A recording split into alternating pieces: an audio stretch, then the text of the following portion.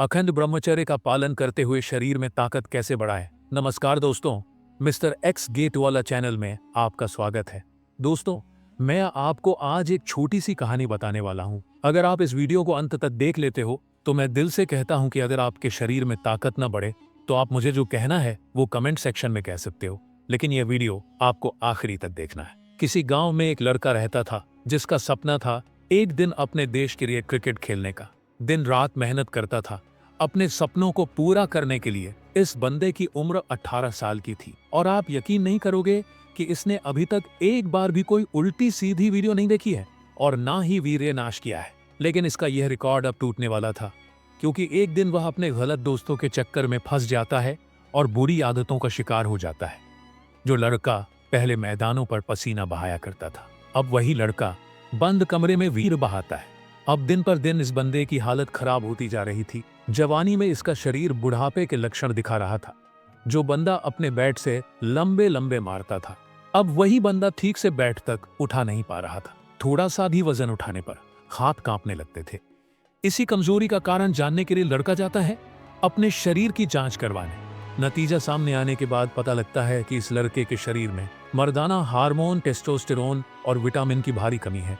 यह जानकर उसके माँ बाप हैरान रह गए, क्योंकि अच्छा खान पान और रोज कसरत करने के बावजूद किसी की इतनी बुरी हालत कैसे हो सकती है। लड़के के पिताजी को अपने बेटे पर शक हो गया कि कुछ ना कुछ तो गड़बड़ है।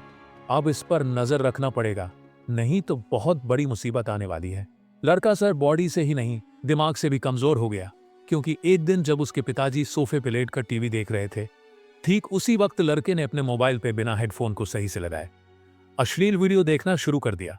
उस लड़के को यही लगा कि मैंने हमेशा की तरह हेडफोन ठीक से लगाया होगा, लेकिन असलियत में उसने कान में तो ईयरफोन लगा रखा था, लेकिन प्लग को मोबाइल के अंदर ही डालना भूल गया था। अब सिर्फ वो लड़का ही नहीं, बल्कि उसके पिताजी को भी अश्लील वीडियो की आवाजें सुनाई दे रही थी। उसके पिताजी सुनते गए सब कुछ। उन्होंने उस वक्त अपने बेटे से कुछ भी नहीं कहा। उधर उनका लड़का चुपचाप रजाई में घुस के अपना काम कर रहा था। तब अचानक से उसको एक नुकीली चीज महसूस होती है। उसने हाथ लगाकर देखा, तब उसे एहसास हुआ कि यह तो हेडफोन का प्लग है। लड़का खुद से मन में कहता है, इसका मतलब मैं पिछले 20 मिनट से बिना हेडफोन लगाए अश्लील वीडियो देख रहा हूं और मेरे पिताजी भी तो इसी कमरे में हैं। इसका मतलब उन्होंने भी क्या सब कुछ सुन लिया। फिर वह लड़का बहुत हिम्मत जुटाकर अपने पिताजी की तरफ देखता है। तब पिताजी उससे कहते हैं कि बेटा, कल मुझे तुमसे कुछ जरूरी बात करनी है। यह सुनकर लड़के की बेचैनी 7वें आसमान पर पहुंच गई और वह रात भर नहीं सो सका। जैसे ही सुबह होती है, पिताजी अपने बेटे को लेकर जाते हैं एक सुनसान जगह पर। गुस्सा और आंखों में आंसू लेकर अपने बेटे से कहते हैं कि तुम्हारे पढ़ाई और क्रिकेट के चक्कर में मेरे ऊपर लाखों का कर्ज है और मुझे पता है कि तुम्हारा सपना है देश के लिए क्रिकेट खेलने का, लेकिन जो अपनी जिंदगी से ही खेल रहा है वह भला देश के लिए क्या खेलेगा। जो अपनी ही एडिक्शन से नहीं जीत सकता वह भला अपनी टीम को क्या जिताएगा। अरे, जिससे 1-2 किलो बैट का भार ही नहीं उठाया जाता, वह भला टीम का भार कैसे उठाएगा। 2 मिनट के मजे के पीछे भागने वाला 2 मिनट में ही आउट होगा। अभी भी टाइम है, संभल जाओ, वरना बहुत पछताना पड़ेगा, क्योंकि एक बार टाइम हाथ से चला गया तब बहुत अफसोस होगा कि काश जवानी में ही खुद को संभाल लिया होता। यह सुनकर लड़का बहुत भावुक हो गया, अपने पिताजी के पैरों पर गिर गया और उसने कसम खाई कि जिंदगी में ऐसी बुरी आदतों से हमेशा दूर रहेगा। लड़के के पिता कहते हैं, बेटा, यह जो तुम्हारे अंदर कमजोरी आ रही है, मैं तुम्हें एक छोटी सी कहानी सुना रहा हूं।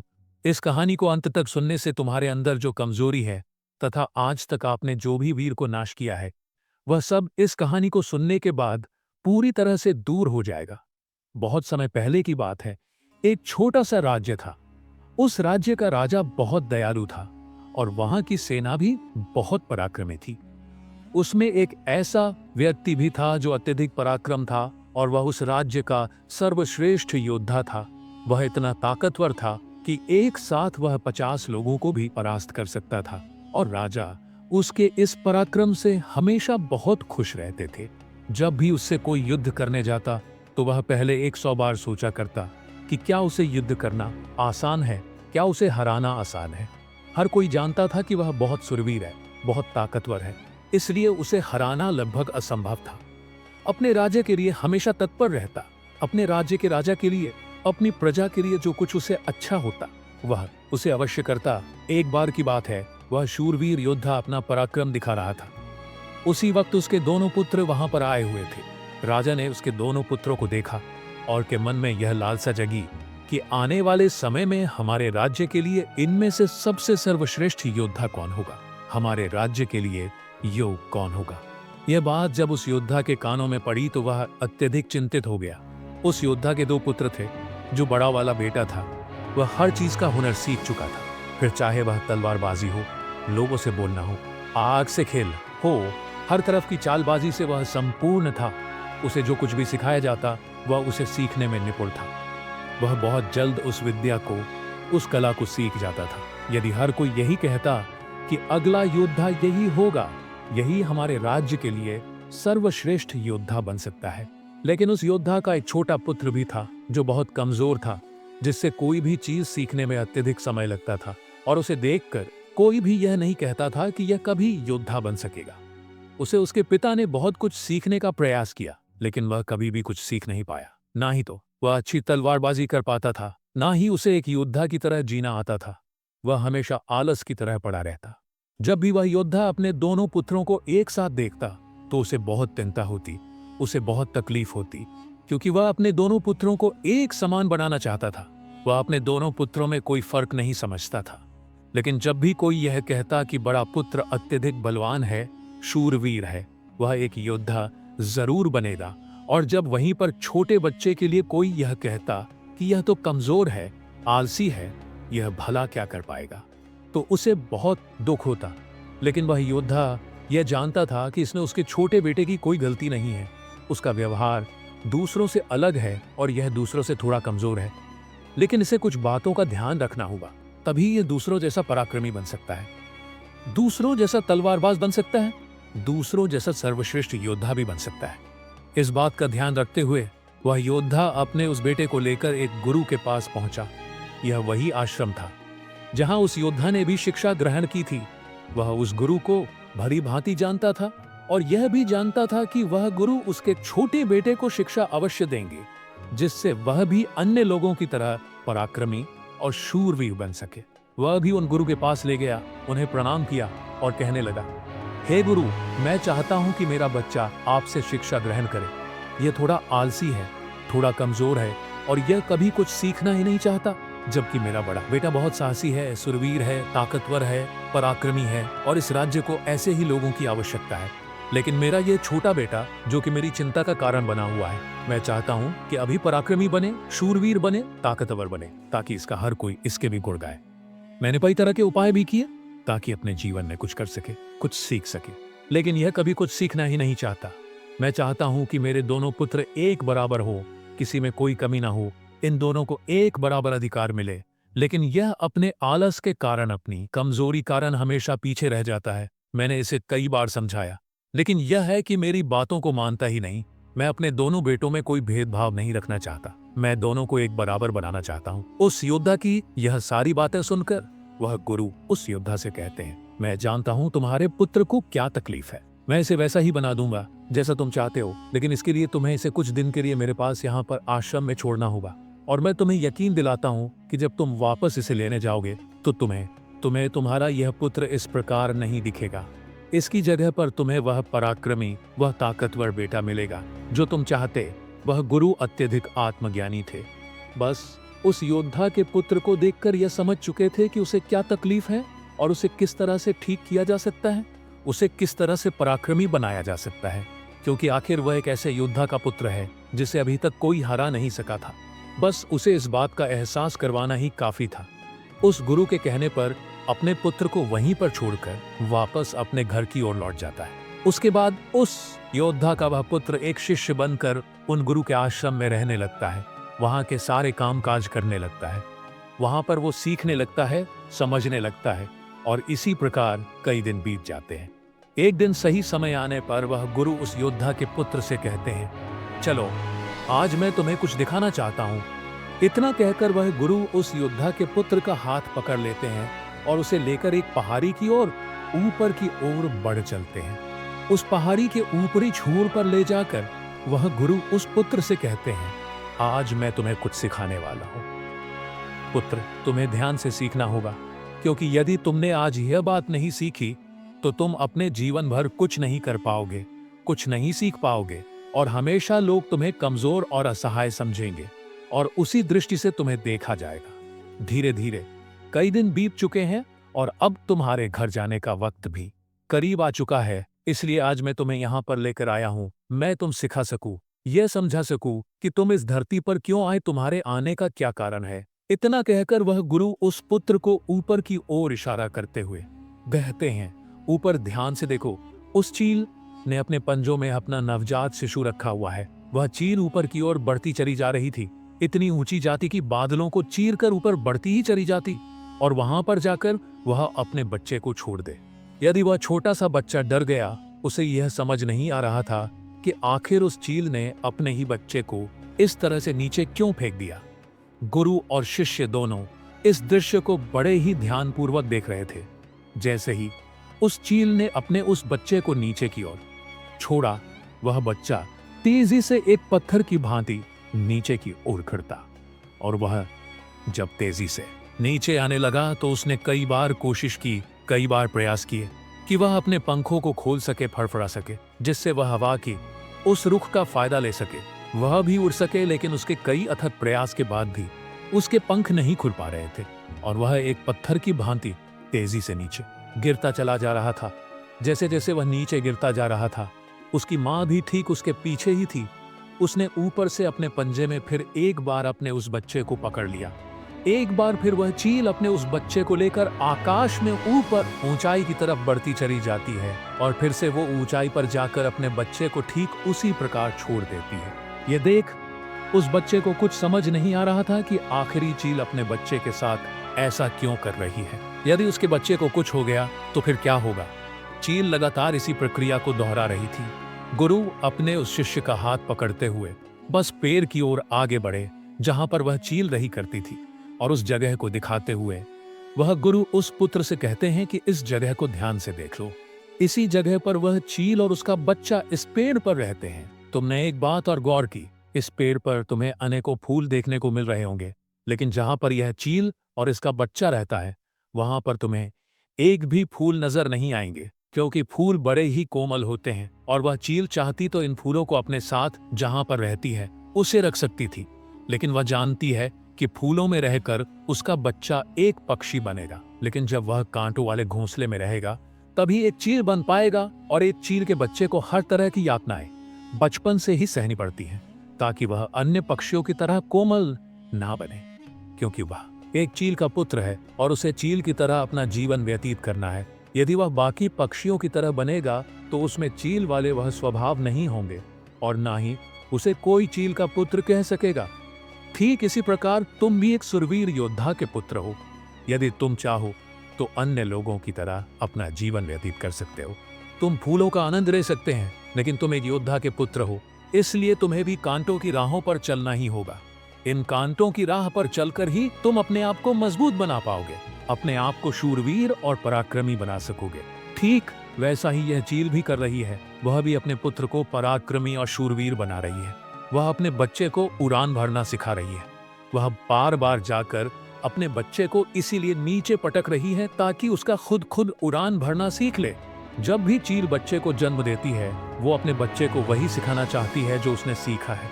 वह चील होने का एहसास कराती है, किंतु वही पुत्र किसी और के घर जन्म लेता तो उसे इस तरह की यातना नहीं सहनी पड़ती, उसे इस तरह से किसी भी क्रिया से ना गुजरना पड़ता। वह फूलों के घोंसले में रह सकता था, वह फूलों में पैदा होता और फूलों में ही खत्म हो जाता। लेकिन चील के बच्चे का एक नियम होता है, एक नियति होती है कि नियति उसे तभी जिंदा रखेगी जब वह पराक्रमी होगा, शूरवीर होगा और उसे वह सारे हुनर, सारे पराक्रम सीखने ही होंगे। ठीक उसी प्रकार तुम भी एक सुरवीर योद्धा के पुत्र, एक पराक्रमी योद्धा के पुत्र, इसलिए तुम्हें भी वह हुनर सीखना ही पड़ेगा, अन्यथा अन्य पक्षियों की तरह तुम भी अपने जीवन में कुछ नहीं कर पाओगे। तुम भी एक दिन फूलों में जीकर फूलों में ही मर जाओगे। यह सब देखकर वह पुत्र उन गुरु के चरणों में गिर पड़ा, उन्हें प्रणाम की ओर कहने लगा, हे गुरुदेव, मुझे अपनी गलती का एहसास हो चुका है। मुझे यह पता चल चुका है कि मैं एक सुरवीर योद्धा का पुत्र हूँ और मुझे अपना जीवन इसी तरह से जीना है। मुझे इस हुनर को सीखना ही होगा। इतना कहकर वह गुरु और शिष्य वापस आश्रम की ओर लौट जाते हैं। वहां पहुंचने के बाद वह गुरु अपने उस शिष्य से कहते हैं, मैं तुम्हें कुछ बातें बताने जा रहा हूं जिससे तुम्हें अपने जीवन में उतारना होगा। यदि तुम इन बातों को अपने जीवन में उतार लेते हो और इसे तुम्हें जीवन भर याद रखना होगा, जो कुछ तुमने अभी उस चीज से सीखा है वह तुम्हारे लिए एक ऐसी सीख है जिसे तुम्हें कभी नहीं भूलना चाहिए। लेकिन तुम एक चील नहीं हो और चील के बच्चों की तरह तुम इन ज्ञान को भी अर्जित नहीं कर सकते। आखिर तुम एक इंसान हो और तुम्हें इंसानों की तरह ही अपने शरीर को बनाना होगा। आज मैं तुम्हें कुछ बातें बताने जा रहा हूं जो तुम्हें अपने घर जाकर करनी होगी, जिससे तुम एक पराक्रमी योद्धा बन सकोगे और अपने शरीर को स्वस्थ रख पाओगे। क्योंकि एक सुरवीर हमेशा अपने शरीर का ध्यान रखता है, वह हमेशा अपने शरीर को चुस्ती और फुर्तीला बनाए रखता है। वह हमेशा अपने शरीर को चुस्ती और फुर्तीला बनाए रखता है, जिसके कारण वह कभी बीमार नहीं पड़ता। तुम्हें भी इस बात का ध्यानपूर्वक ध्यान रखना होगा। तुम्हें सुबह जल्दी उठना होगा। 6 से 8 घंटे की नींद तुम्हारे लिए महत्वपूर्ण है। इससे ज्यादा कभी मत सोना। जिस प्रकार तुम्हारे पिता एक योद्धा हैं और सुबह उठकर अपने सभी हुनर का अभ्यास करते, ठीक उसी प्रकार तुम्हें भी सुबह उठकर अपने सभी हुनर का अभ्यास करना होगा। योगा, प्राणायाम करना होगा, जिससे तुम्हारा शरीर पूरी तरह स्वस्थ रखोगे। उससे भी ज्यादा तुम अपने अंदर की शक्तियों को समर्थ बना पाओगे। और तुम्हें एक बात और याद रखनी होगी, जितना तुम्हें अपने ऊपरी शरीर का ध्यान रखना है, उतना ही तुम्हें अपने भीतर के शरीर का भी ध्यान रखना है। अर्थात अपनी मानसिक शक्ति का भी तुम्हें ध्यान रखना होगा, इसे भी बढ़ाना होगा। और यह मानसिक शक्ति तुम्हें ध्यान से मिलेगी। इसीलिए हमेशा ध्यान करना, हमेशा सुबह उठकर प्राणायाम करना, हमेशा सुबह उठकर योगा करना मजबूती प्रदान करेंगे। और यदि इसके बाद भी तुम सुबह जल्दी नहीं उठ पाते, तुम इस आदत को नहीं अपना पाते, तो मेरा एक और सबक याद रखना। जिस दिन तुम उठने में लेट हो जाओ, अर्थात जितना समय तुम देरी से उठो, अपने शरीर पर उतने ही कोड़े मरवाना। जब तुम यह क्रिया 4 से 5 दिन करोगे, तो तुम खुद ही अपने आप में वह बदलाव देख पाओगे कि तुम अपने आप ही अपने समय पर उठना शुरू कर पाओगे। दूसरी बात जो तुम्हें हमेशा ध्यान रखनी है कि तुम्हें हमेशा स्वादिष्ट और स्वस्थ खाना ही खाना है। ऐसी चीजें कभी मत खाना जो तुम्हारे शरीर को नुकसान पहुंचाती हैं। हमेशा तुम स्वस्थ खाना ही खाना, जैसे हरी सब्जियां, फल, दूध, दही। तुम भोजन अपने शरीर के लिए करना, ना कि अपनी जीभ के लिए, ना ही स्वाद के लिए। अगली बात, वह गुरु अपने शिष्य से कहते हैं कि जब भी तुम्हारे मन में कोई चिंता हो, कोई ऐसा विषय हो जिसे लेकर तुम बहुत चिंतित हो, तो ऐसी बात अपने घर परिवार में अवश्य बताना। यदि तुम इन बातों को अपने मन में रखते हो, तो यह बातें तुम्हें मन ही मन कमजोर बनाती चली जाएंगी। यह चिंता तुम्हें अंदर ही अंदर खाती चली जाएगी और तुम खोखले होते चले जाओगे। और याद रखना, जब हमारा मन बीमार पड़ता है तो वह हमारे शरीर को भी बीमार कर देता है। इसलिए कोई भी बात कभी छुपाकर मत रखना। हर बात अपने घर वालों और अपने परिवार को अवश्य बताना। आगे वह गुरु अपने उस शिष्य से कहते हैं, और सबसे इंपॉर्टेंट बात, आपको कभी भी हस्त मैथुन क्रिया नहीं करनी है, क्योंकि इससे करने पर आपके शरीर में ताकत की हानि होती है तथा आपको कमजोरी का भी सामना करना पड़ता है। हमेशा सकारात्मक सोच रखना, कभी भी नकारात्मक विचार अपने दिमाग में आने मत देना। सबके जीवन में उतार और चढ़ाव तो आते ही रहते हैं। सभी के जीवन में सुख और दुख लगा ही रहता है, कभी अच्छा तो कभी बुरा। जीवन इसी प्रकार चलता है। तुम्हारे जीवन में समय चाहे कैसा भी क्यों ना आए, लेकिन तुम्हें हमेशा एक सकारात्मक सोच ही अपनानी है, जिससे तुम अपने जीवन में आने वाली कठिन से कठिन परिस्थितियों का सामना हंसते हुए और बड़ी ही सरलता से कर सको और जीवन में आगे बढ़ पाओगे। अगली बात जो तुम्हें याद रखनी चाहिए वह यह है कि तुम्हें हमेशा मुस्कुराते रहना है, क्योंकि एक योद्धा यदि चिंतित हो तो उसका राज्य भी चिंतित हो सकता है और तुम्हारी मुस्कुराहट से ही सबको ताकत मिलती है। तुम एक सुरवीर योद्धा के पुत्र हो और तुम्हारे राज्य के लिए यह उचित है। यह तुम्हारे राज्य को एक सकारात्मक ऊर्जा प्रदान करता है और तुम्हारा मुस्कुराते रहना तुम्हारे लिए भी अच्छा है। यह तुम्हारे भीतर सकारात्मक ऊर्जा का प्रवाह करता है। गुरु अपने उस शिष्य को आखिरी सीख देते हुए कहते हैं, हमेशा अपने जीवन में दान पुण्य करते रहना, तो इससे कभी पीछे मत हटना। तुमने देखा होगा कि राजा महाराजा ऐसे होते हैं, क्यों? दान के समय पर उनसे जो मांगा जाए वह सब देने के लिए तैयार हो जाते हैं। फिर चाहे आप उनका राजपाट ही क्यों न मान ले, दान पुण्य करना अत्यधिक जरूरी है। और ऐसा नहीं कि दान में तुम केवल धन ही दो, तुम किसी की मदद भी कर सकते हो। इसलिए दान पुण्य के समय पर तुम्हें कभी पीछे नहीं हटना चाहिए। जब हम दान करते हैं तो हमारे मन में एक अजीब सी खुशी महसूस होती है। हमारा मन बहुत खुश होता है, हम बहुत अच्छा महसूस करते हैं और यह खुशी हमारे शरीर को और भी ज्यादा मजबूत बनाती है। लोगों में यह गलत धारणा है कि जब हम दान करते हैं तो हमारी संपत्ति घटती है, लेकिन ऐसा नहीं है। जब हम दान करते हैं तो इससे हमारी संपत्ति घटती नहीं बल्कि बढ़ती चली जाती है। इसीलिए दान करने से कभी पीछे मत हटना। जब भी तुम्हें मौका मिले, जैसा भी तुम्हें मौका मिले, तुम दान करो, अवश्य करना। इतना कहकर गुरु शांत हो गए और शिष्य उन गुरु के चरणों में प्रणाम करके उनसे कहता है, हे गुरु, आपने जो मुझे शिक्षा दी है, यह शिक्षा मैं अपने जीवन भर याद रखूंगा। इसे मैं कभी भुला नहीं पाऊंगा। हे गुरु, अब मुझे आज्ञा दीजिए, मैं अपने घर जाना चाहता, अपने पिता की तरह एक कर्मी योद्धा बनना चाहता हूँ। इतना कहकर वह शांत हो जाता है और गुरु उसे आशीर्वाद देते हुए उस शिष्य को उसके घर जाने की आज्ञा प्रदान करते हैं। दोस्तों, उम्मीद है कि आपने आज के इस वीडियो से जरूर कुछ ना कुछ सीखा होगा। तो आज के वीडियो में आपने जो कुछ भी सीखा है, आप उसे अपने जीवन में जरूर उतारोगे, क्योंकि यह बातें आपका जीवन बदल कर रख देंगी। और हमारी यह वीडियो बनाने का मकसद भी यही है, क्या आप अपने जीवन में वो बदलाव ला सके जिससे आपका जीवन में वो बदलाव ला सके जिससे आपका जीवन अच्छा और सकारात्मक बनता चला जाए। और दोस्तों, आज मैं आप सभी को एक चुनौती देना चाहता हूं जो आपके जीवन को बदल सकती है। हमारी चुनौती का नाम है कल करे सो आज करे सो अभी। चुनौती के नियम कमेंट में लिख कर जाओ। 50 डेज चैलेंज एक्सेप्टेड। डे 1 हर दिन अपनी उसी कमेंट पर रिप्लाई करके बताओ, डे 2 कंप्लीट, डे 3 कंप्लीट, और ऐसे ही आगे बढ़ो। मैं आपकी कमेंट्स हर दिन चेक करूंगा। जो भी यह चैलेंज पूरे 50 दिन तक पूरा करेगा उसे हम प्राइज देंगे। क्यों नहीं? यह चुनौती यह सिर्फ एक आदत को छोड़ने की बात नहीं है, बल्कि यह अपने जीवन को अनुशासन, आत्मविश्वास और सकारात्मकता से भरने का पहला कदम है। जब आप अपनी इच्छाओं पर नियंत्रण रखते हैं तो आप अपने लक्ष्य को पाने की दिशा में और भी मजबूत बन जाते हैं। तो दोस्तों, अगर आप भी इस चुनौती को स्वीकार करते हैं तो नीचे कमेंट करें और आज से ही इस यात्रा की शुरुआत करें। याद रखें, आपके जीवन में बदलाव का बीज आज ही बोया जाएगा, जो भविष्य में एक फलदायी पेड़ बनेगा। आपका पहला कदम आपका सबसे बड़ा कदम होगा। 50 डेज चैलेंज एक्सेप्टेड लिखकर शुरुआत करें और इसे पूरा करने का संकल्प लें। धन्यवाद।